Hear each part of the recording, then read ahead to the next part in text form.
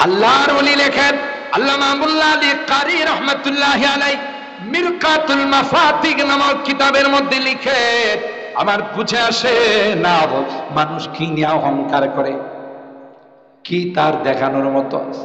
তার শুরুটা হলো একটা বীর্য, কথা কয় না, মা বাবার মিলনের মাধ্যমে বাবার মেরুদণ্ড থেকে একটা নাপাক পানি বের হয়েছে, মার সিনা থেকে একটা নাপাক পানি বের হয়েছে।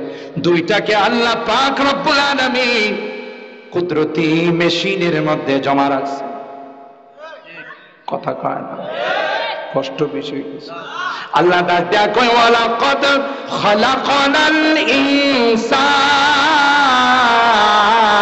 ইনসান মিন সুলালাতিন মিন তিন সুম্মা জাআলনাহু নুতফাতান ফি قرارٍ مكين ثم خلقنا النطفة علقة فخلقنا العلقة مضغة فخلقنا المضغة عظاما فكسونا العظام لحما ثم أنشأناه خلقا آخر فتبارك الله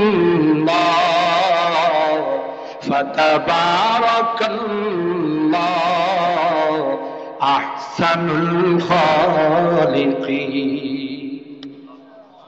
আল্লাহ বলেন হে গোলাম, মা বাবার মিলনের মাধ্যমে দুইটা নাপাক পানিকে আমি আল্লাহ কুদরতি মেশিনে জমা করছি, এরপর তার মধ্যে আমি আল্লাহ কারিগরি করছি। ওই নাপাক পানিটা 40 দিন পর আমি আল্লাহ জমাট রক্ত বানাইছি, সুবহানাল্লাহ। জমাট রক্তটাকে 40 দিন পর আমি আল্লাহ গোশতের টুকরা বানাইছি। আল্লাহ তো কুন ফায়াকুন বললেই তো হয় যায়। 40 দিন করে করে আল্লাহ আমাদের সৃষ্টির মধ্যে সময় নিলেন কেন?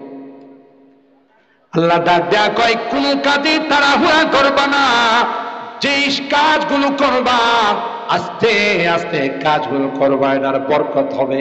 যে কাজ তাড়াহুড়া করে হয় এটা বেশিক্ষণ টিকে না, আস্তে আস্তে শেষ হয়ে যায়।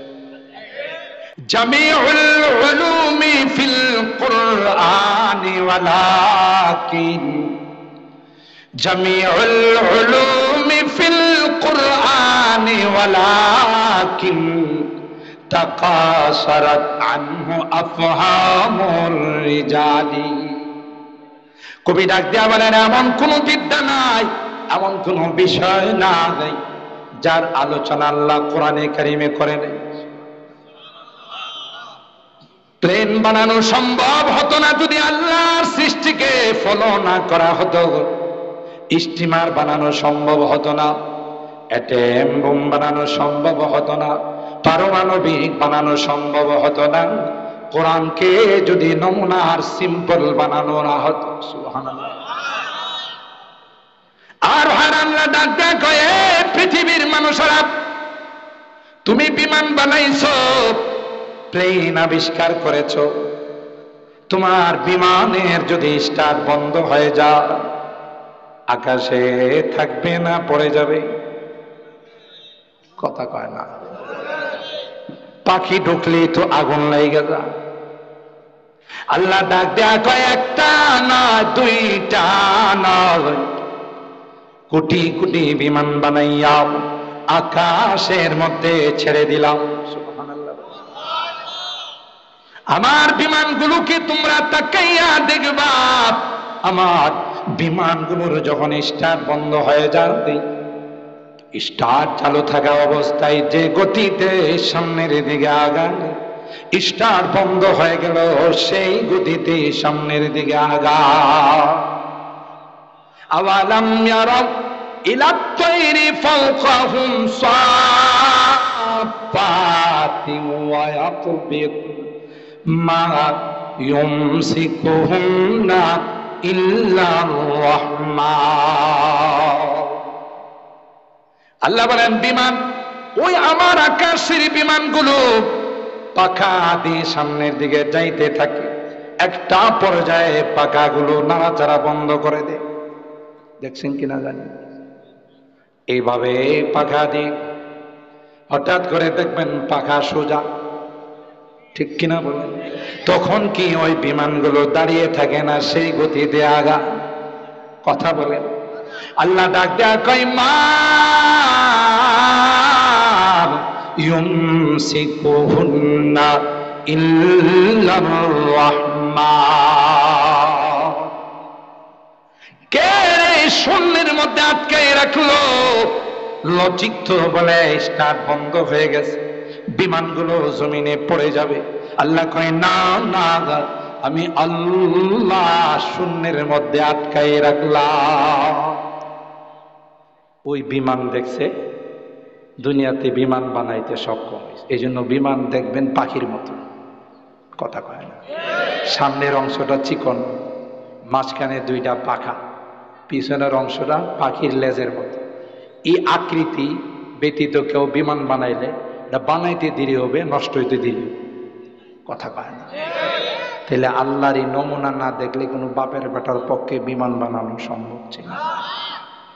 অ্যাটম বোম যারা বানাইছে আরো কোরআন থেকে বানাইছে, কথা কয় না। এগুলো তো কেউ কয় না। হ্যাঁ, ওই যে আল্লাহ অ্যাটম বোম দিয়া আব্রাহার গোষ্ঠীরে শেষ করছিল। আব্রাহা ছিল না খানায় কাবা ভাঙতে, ঘটনা জানেন না? এই মক্কাতে খানায় কাবা রাখবে না, হের ইয়ামান দেশে সনা রাজধানীতে খানা কাবা বানাবে। ওখানে মানুষ যাবে নজর নায়া, যেগুলো করবে তওয়াফ জিয়ারত করবে। হস্তি বাহিনী, হাতি বাহিনী নিয়ে আসছে। সূরা ফিলের মধ্যে আল্লাহ এই ঘটনা বর্ণনা করছে, ঠিক না? আসছে বিশাল বিশাল হাতি, আবার হাতির উপরে বসানো আছে আরেক হাতি, কথা কয়। সৈনিক বসানো আছে, এটা কি ছোটখাটো সৈনিক? পাঞ্জাববার মতো সৈনিক, কথা বলেন ঠিক কিনা? বিশাল হাতি বসানো আছে, এদের মাথায় আছে লোহার টোপ। আসছে মুজদালিফার মধ্যে পজিশন নিয়ে দাঁড়িয়ে আছে। অর্ডার হবে খানায় কাবা মেশিন গান দিয়ে শেষ করে দেবে। খানায় কাবার তখন মোতাওয়াল্লি ছিলেন আল্লাহ নবীর দাদা খাজা আব্দুল মুত্তালিব। আপনাদের মনে কষ্ট বেশি হইতেছে? আবার রাগ করতেছেন না তো? ইনশাল্লাহ সময় মতোই আমি দোয়াতে চলে যাব, দেরি করব না। আমি শুধু বুঝার জন্য যে কোরআনের বিজ্ঞান, কোরআনে কি নাই মনে আছে তো? সব আছে। এটা দুই একটা এক্সাম্পল দিয়ে আপনাদেরকে বুঝাচ্ছি। অর্ডার হবে খানায় কাবা শেষ। খাজা আব্দুল মুত্তালিব মোতাওয়াল্লি ছিলেন। তো যারা বিভিন্ন দেশে আক্রমণ করতে আসে, ওরা কয়েকটা জঘন্যতম কাজ করে। যেমন আমাদের দেশে হানাদার বাহিনী যখন আসছিল, তারা 4টা জঘন্যতম কাজ করছে। কয়টা? 4টা। একটা হলো লুটতরাজ, এরপরে হলো জ্বালাও পোড়াও, ধর্ষণ, পাইকারি ভাবে মানুষ হত্যা। এটা সব জালেমদের স্বভাব, কথা কয় না। আগের জালেম নতুন জালেম সবার একই স্বভাব, কথা বলেন ঠিক কিনা? এই স্বভাব সবারই আছে। তো এরা আইসা দুম্বা উট মোট এগুলো লুটপাট করে নিয়ে গেছে। খাজা আব্দুল মুত্তালিব গিয়ে আব্রাহাকে বললেন, স্যার আপনার বাহিনী আমার বেশ কিছু উট লুটপাট করে নিয়ে গেছে, উটগুলো ফেরত দিলে ভালো হবে। আব্রাহা অবাক দৃষ্টিতে তাকায়, আমার আশ্চর্য লাগলো, তুমি জানো কিছুক্ষণ পরে আমরা অ্যাকশনে যাব, খানায় কাবাকে ভেঙ্গে চুরমার করে দেব, মাটির সঙ্গে মিশিয়ে দিব। শুনছি তুমি এটার মোতাবালি, তুমি এই বিষয়ে কোনো আবদার জানাইলা না, 2 পয়সার উডের কথা বলতে আসলা। তোমার উডের আর কয় পয়সা? খানায় কাবাকে ভেঙ্গে চুরমার করে দেব। তিনি মুস্কে হাসি দিয়ে কয়, সাহাব উডের মালিক আমি, এই জন্য উঠ চাইতে, এই ঘরের মালিক আমি না। সুবহানাল্লাহ। এই ঘরের মালিক কেন? আমি না, আমি দেখাশোনা করি, পয় পরিষ্কার করি, খেয়াল রাখি, কিন্তু এই খানায় কাবার মালিক আমি। মালিক কে? আমি যে জিনিসের মালিক সেটা চাইতে আসছি, আর যে ঘরের মালিক যিনি, তার ঘর তিনি কিভাবে রক্ষা করবে এই নিয়ে আমাদের কোনো টেনশন নাই, আমরা শুধু দেখব কিভাবে রক্ষা করবে। ঠিক কিনা বলে? অবাক হয়ে গেল। এখন দাঁড়াই গেছে, 1 2 3 বলবে, বাস অ্যাকশনে যাবে। আল্লাহ পাক সৈনিক পাঠাইছেন, ছোট্ট ছোট্ট এক ঝাঁক পাখি। সুবহানাল্লাহ।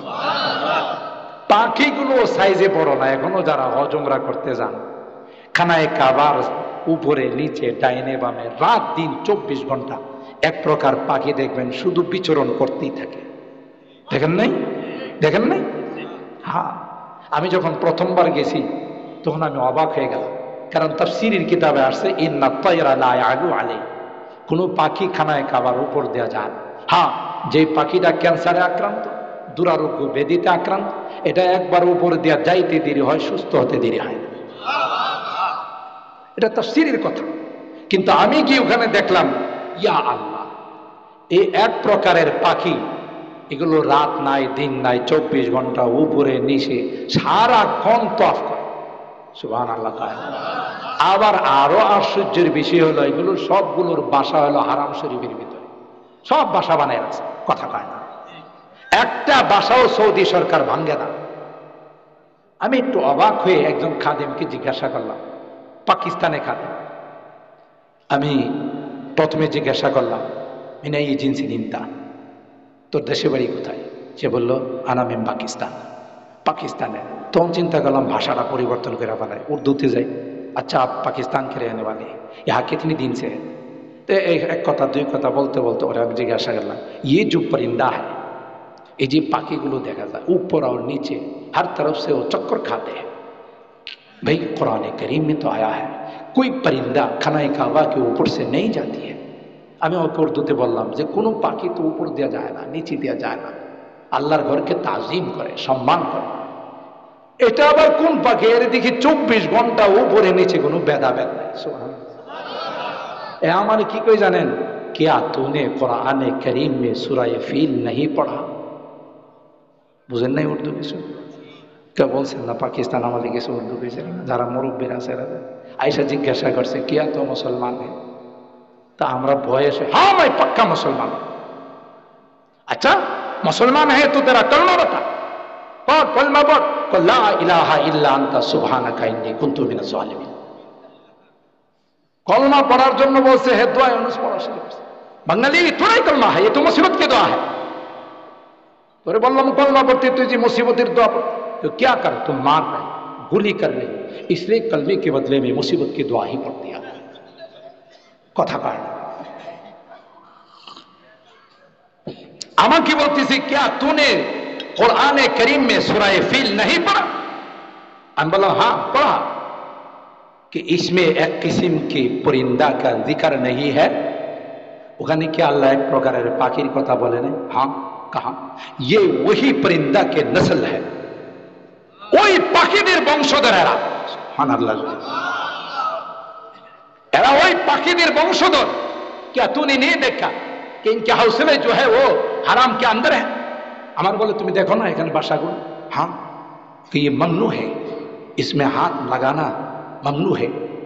সৌদি সরকারের পক্ষ থেকে নিষেধ করা আছে এই বাসাগুলো ভাঙবা না। সৌদি সরকারও জানে যে এরা আল্লাহর ঘর পাহারাদারি করার জন্য রাত দিন 24 ঘন্টা ডিউটি করে। চায়নার বৈজ্ঞানিকরা বলে এই যে ঘরগুলো যে সুতা দেয়া বানাইছে এরা, এই সুতাগুলো যদি কোনো স্যুপ বানানো হয়, পৃথিবীর মধ্যে সবচাইতে সেরা স্যুপ হয়, যেহেতু তাদের মুখের মধ্যে এই পাথর দিয়ে আব্রাহার বংশকে, আব্রাহার পুরা গোষ্ঠীকে আল্লাহ ধ্বংস করে। কথা বলেন ঠিক কিনা? আমি বললাম হ্যাঁ। ওই যে পাখি আছে এখন এরা পজিশন নিয়ে দাঁড়িয়ে আছে। আল্লাহ প্রত্যেকটা পাখিরই এক একটা অ্যাটেম বোম দিছে। এই যে অ্যাটেম বোম, অ্যাটেম বোমটার পরিমাণ ছিল মসুরির ডাল আছে না, মসুরির ডালের যে দানা আছে, এটা তো আপনাদের ফতুল্লাহ নারায়ণগঞ্জে এক একটা 1 কেজি করে হয়, তাই না? হ্যাঁ, আরো বেশি হয়। এটা কি কোনো গ্যারাম সেরাম কোয়া যাবে? কোনো গ্যারামেও তো আসবে না, 6টা কেউ আসবে না, রোদ দিতেও আসবে না, কথা কয় না। এই ছোট্ট একটা পাথর প্রত্যেকটা পাখি ঠোঁটের মধ্যে আল্লাহ দিছে। এই পাথরটার মধ্যে যার উপর আক্রমণ করবে তার নাম, তার বাবার নাম, তার বংশের নাম দিয়া আল্লাহ ওই পাখিরে বলছে সোজা এই সৈনিকের মাথার উপর দাঁড়িয়ে যাবে। সুবহানাল্লাহ। এই সবগুলো পাখি আমেরিকার ক্যান্টনমেন্ট থেকে খুব উচ্চ প্রশিক্ষণ নিয়ে আসছে। কথা কয় না? হ্যাঁ, আমেরিকার ক্যান্টনমেন্ট থেকে প্রশিক্ষণ নেয় না। আল্লাহ পাক বলেন, আলাম তারা কাইফা ফাআলা রাব্বুকা বিআসহাবিল ফিল আলাম ইয়াজআল কাইদাহুম ফি তাদলিল ওয়া আরসালা আলাইহিম তায়রান আবাবিল তারমিহিম বিহিজারাতিম মিন সিজ্জিল ফাজআলাহুম কাআসফিম মাকুল। আল্লাহ বলেন, পৃথিবীর মানুষেরা, আমি আল্লাহ ওই পাখিগুলোর ঠোঁটের মধ্যে ছোট্ট একটি পাথরের দানা দিয়ে পাঠাই দিলাম, আর বলে দিলাম, রে সুজা, যার দায়িত্ব তোমাকে দেওয়া হয় তার মাথার উপর দাঁড়িয়ে যাবে। আমার আল্লাহর যখন হুকুম হবে, সাথে সাথে ওই পাথরটা তুমি নিক্ষেপ করে দিবে। আল্লাহর কসম, তাফসীরের কিতাব খুলে দেখুন, ওই পাখিগুলো যখন তার ঠোঁটের থেকে ওই পাথরটা নিক্ষেপ করে দিল, পাথরটা এত পাওয়ারফুল ছিল, ওই সৈনিকের মাথার লোহার টোপটাকে ছিদ্র করল। আল্লাহু আকবার। লোহার টোপ ছিদ্র করে ক্ষান্ত হয় নাই, সৈনিকের মাথার খোলটাকে ছিদ্র করলো, মগজগুলো নিয়ে সৈনিকের নারী বুড়ি নিয়ে হাতির উপর আঘাত করলো, হাতির সব কিছু নিয়ে সুজা মাটির মধ্যে, মাটির নিচে দেবে গেল। আল্লাহ ডাক দিয়ে কয়, ফাজআলাহুম কাআসফিম মাকুল। বৈজ্ঞানিকরা বলেন, এই পাথরটার মধ্যে আল্লাহ পাক এমন পাওয়ার দিয়েছিলেন, বর্তমান যুগের অ্যাটম বোম, বর্তমান যুগের পারমাণবিক কোনটাই ওই পাথরের সঙ্গে তার মোকাবেলা হবে না। সুবহানাল্লাহ। তাহলে এই পাথরের কথা কোরআনে আছে না নাই? আল্লাহ বলেন, তারমিহিম বিহিজারাতিন, হিজারাতুন মানে হলো পাথর, তার মধ্যে তানবিনটা হলো লিতাসগীর, বিহিজারাতিন ছোট ইল, খালিলাতিন একেবারে আদনাই, ছোট্ট একটি পাথর, যে পাথরটা আর কোনো ওজন হয় না, ওই পাথরটা নিক্ষেপ করতে দেরি হয়, বিশাল বাহিনী মাটির সঙ্গে মিশতে দেরি হয় না। তাহলে অ্যাটম বোমের কথা কোরআনে আছে না? এ ভাই, আল্লাহ পাক বলেন, মোবাইল আবিষ্কার করেছো, কিয়ামত পর্যন্ত মোবাইল আবিষ্কার করা সম্ভব হতো না আমি আল্লাহর সৃষ্টিকে যদি ফলো না করি। সুবহানাল্লাহ। আল্লামা কামালউদ্দিন দামিনী রাহমাতুল্লাহি আলাইহি হায়াতুল হাইওয়ান নামক কিতাবের মধ্যে লিখে, যখন কাঁঠালের মৌসুম আসে, আমের মৌসুম যখন আসে, দেখবেন আপনার ঘরের মধ্যে, আপনার বাসার মধ্যে এক প্রকারের মাছি আইসা উপস্থিত হয়। এই মাছি কোনোদিন আগেও দেখা যায় না, পরেও দেখা যায়। মাছিটার মাথার মধ্যে লাল এন্টিনা লাগানো আছে।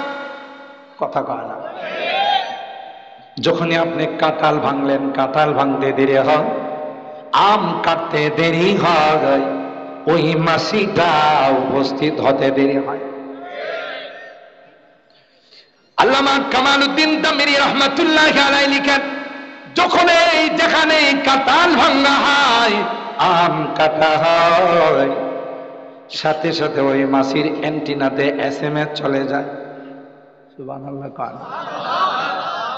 কোন জায়গায়, মামুদপুরের কার বাসায়, কত নাম্বার বাসায়, লিফটের কত, 2 না 3, সব সুন্দর করে এসএমএস চলে যায়। ওই মাছিটা হাজার হাজার মাইল দূরের থেকে এসএমএস দেখে, যখন সাইনবোর্ডে আসে, ট্রাফিকরে জিজ্ঞাসা করে, ভাই আমি যদি ফতুল্লাহ যাই, মামুদপুর যাই, কোন রাস্তা দিয়ে গেলে সুবিধা হবে? ঘুমিয়ে গেছেন?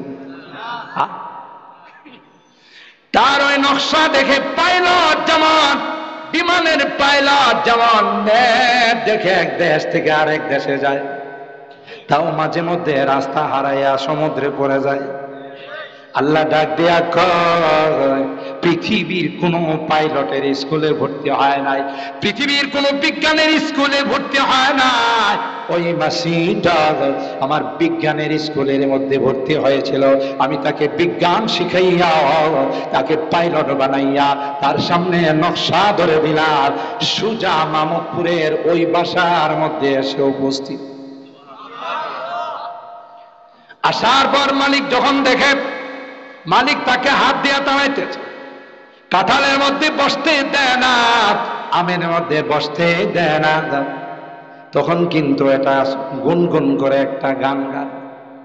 আপনারা বোধহয় শোনেন নাই, আমি শুনছি গান গায়, আবার গানটা আমি বুঝছিও। যখন এই মালিকে গায় সব হাত দিয়া তাড়ায়, তখন এটা গান গায়। আর গয় কি, গুনগুন করে না, বলে মান ইয়া না মান মাই তেরা মেহমান। কথা কয় না, মান ইয়া না মান মাই তেরা। তুমি জানো না আমি এখান থেকে আসি নাই, আমি কোনো কাছে থেকে আসি নাই, আমার অ্যান্টিনা গাই তোমার বাড়ির SMS গেছে, সেটাকে ফলো করে তোমার বাড়ি চলে আসছে। সুবহানাল্লাহ কয় না? আর ভাইরা, যখন বৈজ্ঞানিকরা দেখলো একটা মাছি যদি তার অ্যান্টিনার থেকে SMS কে ফলো করে হাজার হাজার মাইল দূরে চলে যাইতে, তাইলে আমরা কেন এমন মেশিন বানাইতে পারবো? নারায়ণগঞ্জের থেকে ফতুল্লাহ, আমরা মামুদপুর থেকে বসে কুয়েত, কাতার, জাপান, জার্মান, ইতালিতে SMS পাঠাইতে পারবো না। তাই অনেক কষ্ট করে একটা মোবাইল বানাইছে। কিছুদিন গেলে এটার মধ্যে কথা কইতে গেলে, SMS পাঠাইতে গেলে গের গের গের গের গের গের করে কথা। ডাক্তারের কাছে নিয়ে গেলে ডাক্তার চেনে তো, মোবাইল সার্ভিসিং সেন্টার। ডাক্তারের কাছে নিয়ে গেলে ডাক্তার সাহেব আমার মোবাইলটার রোগ হইছে। ডাক্তারে চেক করে কয় রোগের নাম হইল ভাইরাস। কথা কয় না, রোগের নাম কি? ভাইরাস ঢুকছে, তাই আওয়াজ ক্লিয়ার নয়। আল্লাহ কয় সেই কবে থেকে মাসির এন্টিনা ফিট করে দিলাম, কোনদিন মাসির এন্টিনাতে ভাইরাস ঢুকে না। কথা কয় না, জোরে বলেন ঠিক কিনা? অন্যদিকে আর গেলাম না, সুতরাং বোঝা গেল কোরআনে সব। কথা কয় না, আছে না নাই? আমরা বের করতে পারি না। তাই আল্লাহ প্রথম আয়াতের মধ্যে বলেন মিন আয়াতিহি আন খালাকাকুম মিন তুরাব সুম্মা ইযা আনতুম বাশারুন তানতাশিরুন। এ পৃথিবীর মানুষেরা, তোমরা এত বাহাদুরি করো, 2 দিনের ক্ষমতা পাইয়া তোমার বাহাদুরিতে থাকা যায় না। এর উপর নির্যাতন চালাও, এর উপর অত্যাচার চালাও, এর উপর টর্চারিং চালাও। তুমি কি চিন্তা করো না ভাই, তোমাকে আমি কি দেয়া বানাইছি? কথা বলেন ঠিক? তোমার কিসের এত বাহাদুরি? ওয়ালা তামশি ফিল আরদি মারহা ইন্নাকা লান তাখরিকাল আরদা ওয়া লান তাবলুগাল জিবালা তুলা।